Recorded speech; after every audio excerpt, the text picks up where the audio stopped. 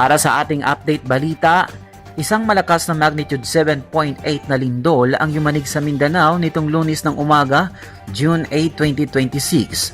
Umabot sa intensity 7 ang naramdamang pagyanig sa lungsod ng Jensan na nagdulot ng malaking pinsala sa mga gusali at paaralan. Sa pinakahuling ulat, isang malaking trahedya ang nakunan mismo sa video kung saan tuluyang gumuho ang gusali ng Jollibee sa RD Plaza na matatagpuan sa Pendleton Avenue.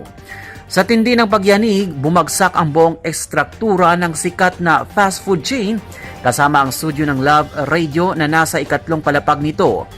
Sa kabutihang palad, mabilis na nakalabas ang mga empleyado ng Jollibee bago tuluyang gumuho ang gusali.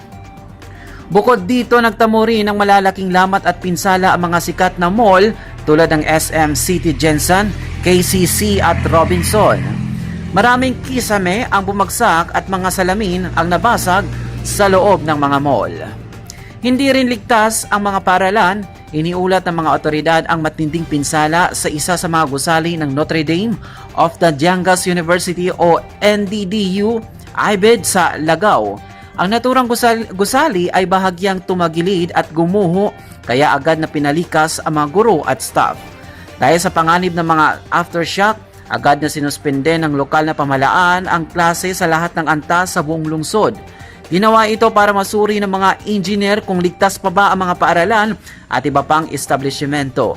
Patuloy ang clearing operation at rescue team sa mga lugar na may nasirang ekstruktura. Pinapaalalahanan ang mga lahat ay mag-ingat sa mga kasunod na matinding pagyanig. At yan ang ating update balita. Ito po ang inyong lingkod si Loy Imam, nag-uulat.